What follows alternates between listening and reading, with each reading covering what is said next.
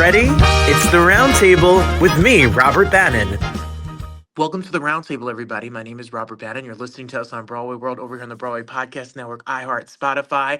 I am so excited about our next guest. Our next guest has been we spoke to his dad on a couple red carpets because he's like a legend. He's going to be with Tom Hanks, but that's another show at another time. Listen, what you need to know as the public is where you need to go to theater. Off Broadway, the greatest pieces of work are done off Broadway, original, new pieces, not adapted from something else. This is the where our new art is created, and the public has been doing this for decades. If it's Hamilton, if it's Chorus Line, this is where the next great pieces of work are done. Our next guest, he graduated college, became a superstar on TV and now in theater, and is now over here with John Leguizamo in a brand new show called The Other Americans, which is selling out and keeps getting extended. So you better get a ticket because there are going to be no tickets left for you to get. Trey Santiago-Hudson is here with us today. Woo! I try to amp you up, Trey. Let's go. Here Let's- I am. Let's go. You're here. Yeah. Not only are you here, but you all are killing it over there at the public. Thank you. We're trying. We're working. New art, just like you're saying, the public is such a great place to introduce new stories, new actors, new writers, new people. I mean, John is not a new writer by any means, but No. we're having a blast.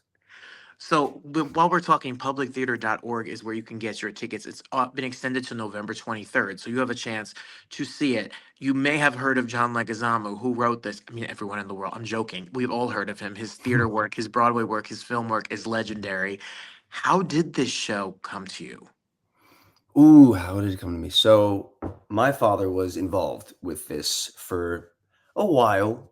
John had reached out to him earlier on in the process as he was workshopping it. I think always with the public, and they went through a bunch of different workshops, readings, things like that, and they had different actors that they already were interested in playing the part that I'm now playing.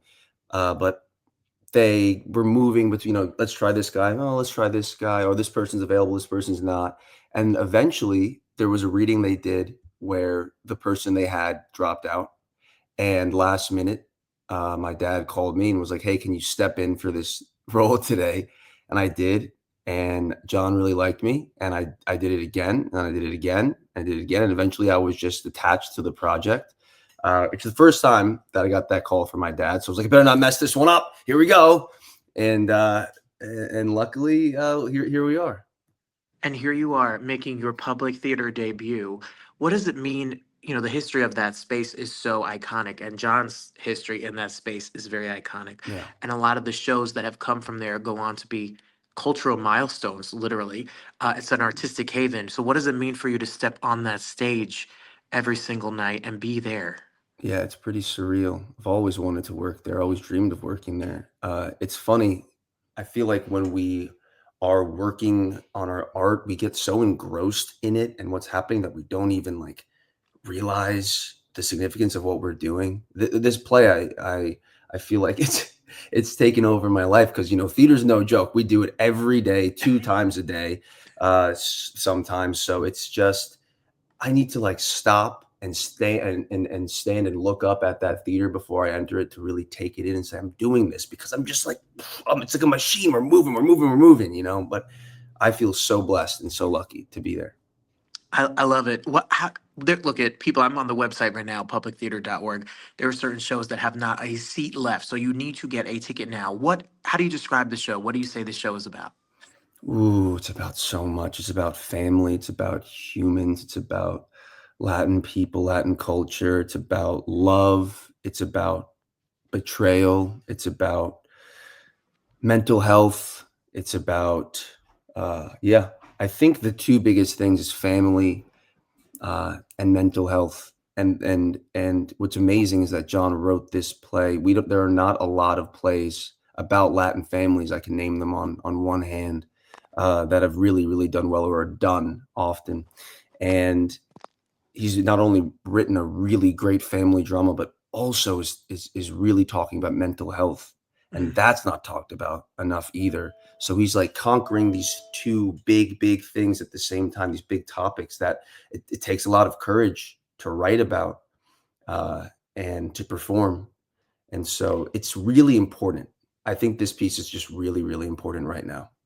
I think that in the times we live in, we all are struggling with a lot. There's a lot going on in the world. Yeah, There's a Rob. lot going Yeah. on, especially in Hispanic culture. When you talk about a Colombian American who owns a business in Queens, which is what John plays in this playing Nelson, I think about all the things we hear on the news, how we have to humanize and hear stories about people from different cultures with different backgrounds, with different things, because we're more apart than ever, and mental illness is a bigger issue than ever, and there's still a stigma, Trey, about talking about it. So shows like this, people are going to come and they may see something in themselves. You may be out here healing people while you do this show 8 shows a week. Yeah, that's the goal. Our director, Ruben, my father, has always said that we are the healers, artists. Where do the doctors go at the end of the day to heal? It's the theater.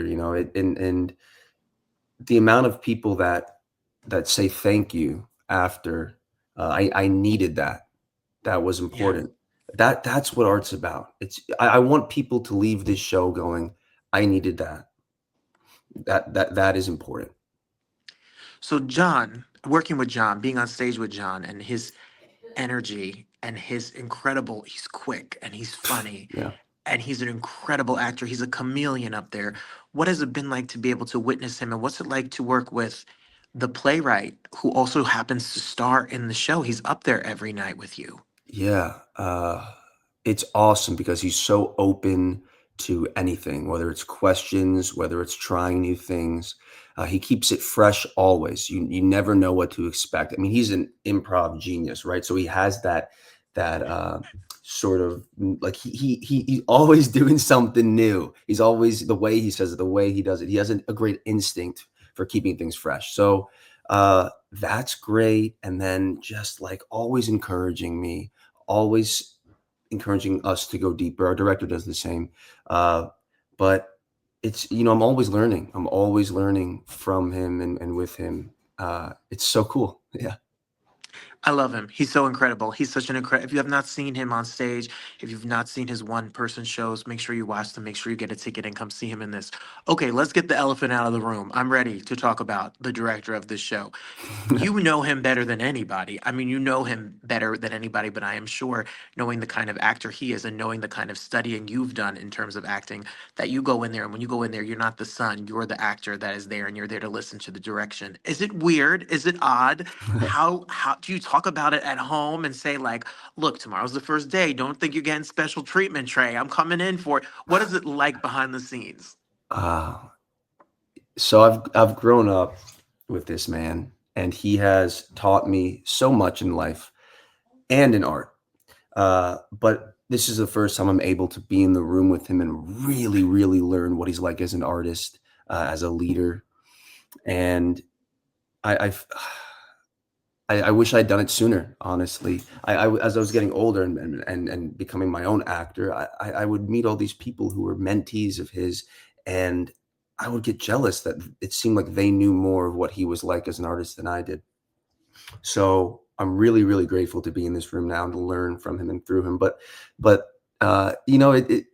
wasn't a challenge working with him, because just like in life, how he like guides me on how to live my life well. So in the theater, he was guiding me on how to tell the story the best. I just had to, distinguish, okay, this is not my dad telling me I'm doing it wrong or I'm doing it poorly, but it's my director trying to help me stay true to this vision.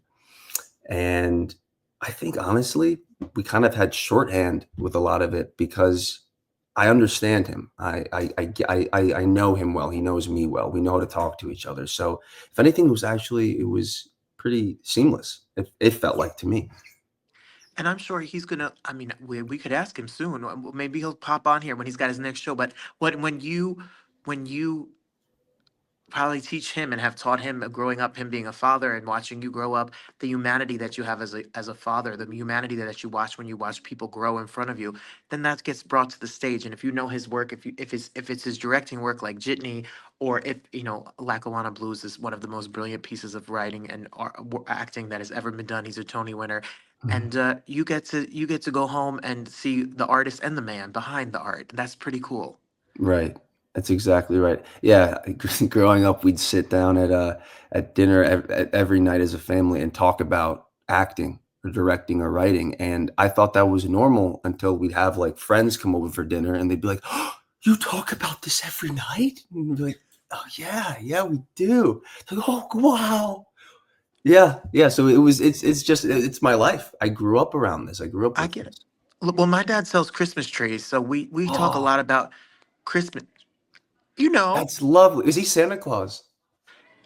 eh, growing up, he was to me because Yeah. he made sure the bills were paid. Yeah. Yeah. That's But right. I can't imagine him directing me. He just called me the other day to help him direct him through the airport. So kudos to you that you all have that kind of relationship. You went to Binghamton University. We've talked about Binghamton University on the show. We had a football player here not too long ago who made a big to do about being the first out HBCU football player, went to Bingham and all of that. Why did you choose Bingham and what was acting like in the program there at Bingham? My father went there as well, and I went there. He loved it when he went there. When I toured, I really liked the school. I liked the campus. But what really drew me in was that I could do the shows and not have to major in acting. I was, I guess, scared or I wasn't sure. I mean, when you're 18, you don't really know what you want to do, but I knew I wanted to take some classes. So I was able to take whatever classes I wanted and still audition for the main stage production, still take acting classes as well.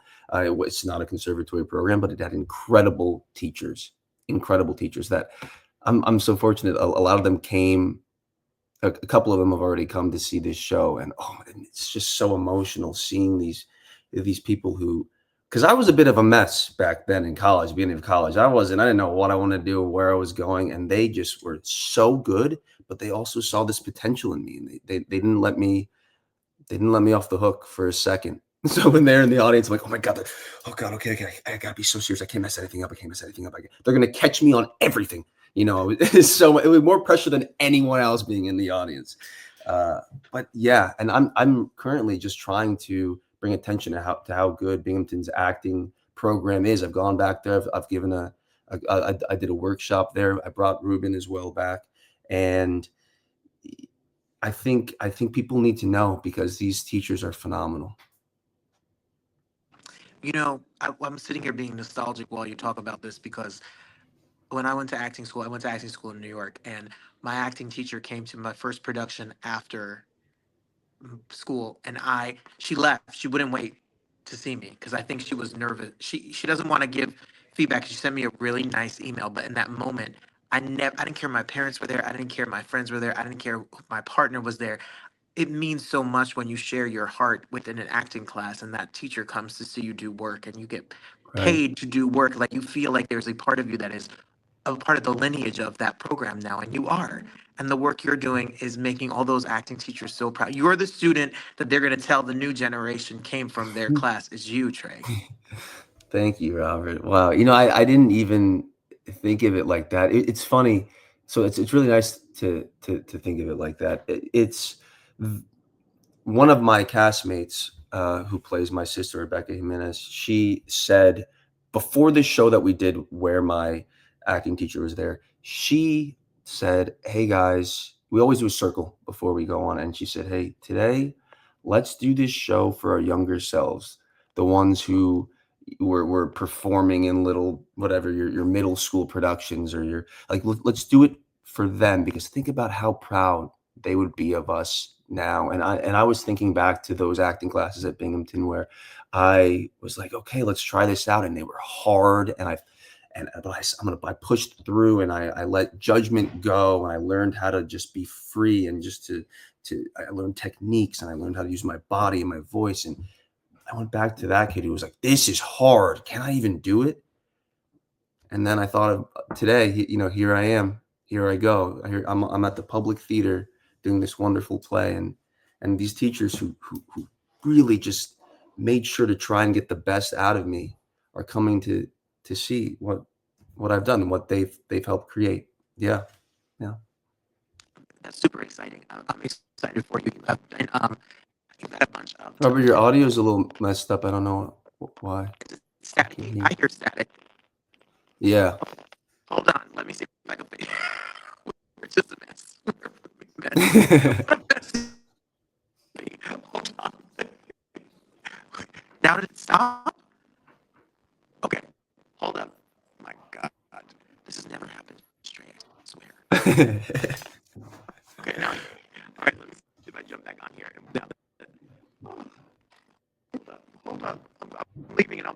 It sounds like you're underwater. Yeah. Yeah.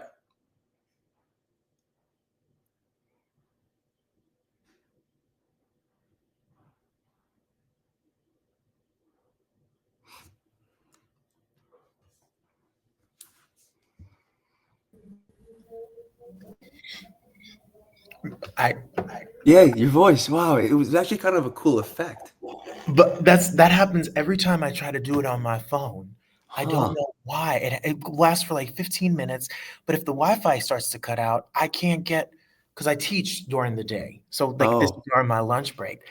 So thank you for rolling with the punches with what are me. you teaching? I'm in Detroit right now, actually. I bounced back from New York to Detroit, and right now I'm teaching English over here in a alternative school, the Detroit Lions Academy in Detroit. So I come out here for a month, I go home for a couple of weeks, I come out here for a month, and we figure it out. That's so cool. No, it's not as cool as being at the Public with John Leguizamo, Yeah, but this but is only for like this long, and then and then as my father says, I'm just another bum. no, Trey, you're not a bum because you look. I was going to ask you. You have so much TV credits that I love Shrinking. It's one of the best shows on Oh TV, wow. and I love the work that you're doing over and all of your television pieces and projects as well. How different is it for you to be doing? You're in the world of doing some television work, but now you're doing stage work. So how do you approach the two differently as an actor? Yeah, great question. That's what I studied. Theater's what I studied. So it's what I know. It's what I knew. So I was really actually having to adjust. The hard thing was adjusting to TV and film initially because it's a totally different beast. Just let alone the rehearsal process. There really isn't one. You'll do the scene for a second before they start filming, right? If you're lucky, uh, and you're kind of just expected to boom, you're ready to go, and so that was hard at first. But after doing it a bit, I think New Amsterdam was like my biggest. I had a guest star in there, and that was like my first really initial introduction to it. In The Walking Dead, I got a lot of experience shooting The Walking Dead. I did a lot of days on that. It wasn't, yeah, it was a lot of days, so I learned a lot. I mean, I went through, I walked into the camera head first, like I did all the wrong things, but I got that out of the way on The Walking Dead. And then Shrinking is its own sort of thing. They have so much fun on that set. They're just improving. It's so joyous. It's so much fun.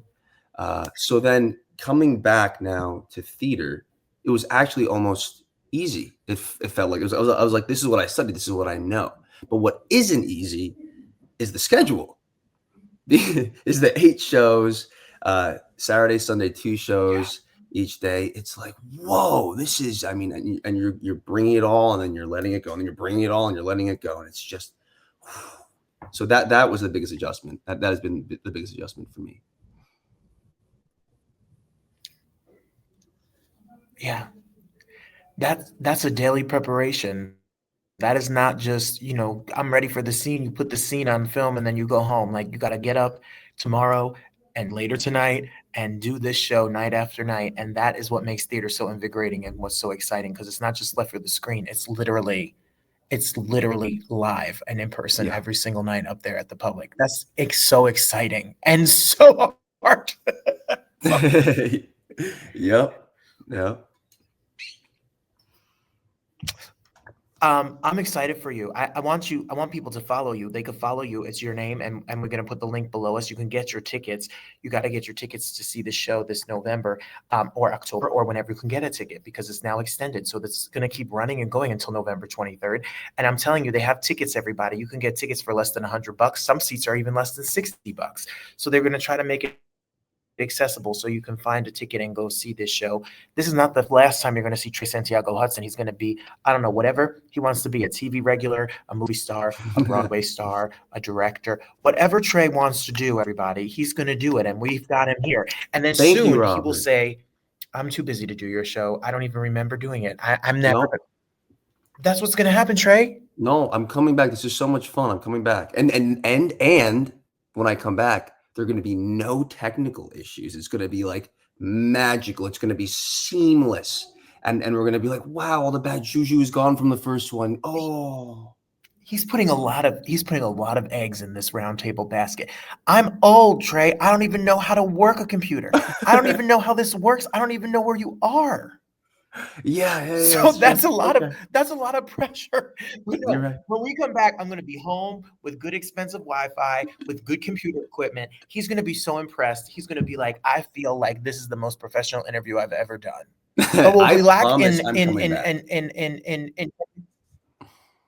okay, what we lack in technical prowess, we make up for it hopefully in good vibes and energy. Absolutely. Thank you. Look, can we send love to your family, to your entire family, dad and everybody? We send love to the cast of the show. We send love to everybody over at the Public, publictheater.org. Get your tickets. Stay up to date. Trey is going to be a big old star, and we're going to have him here. And we're so excited for this first of many debuts here at the Public and in New York City. And the best is yet to come for you. Thank you for hanging out with me. Thank you, Robert. Thank you so much for having me. This was a blast.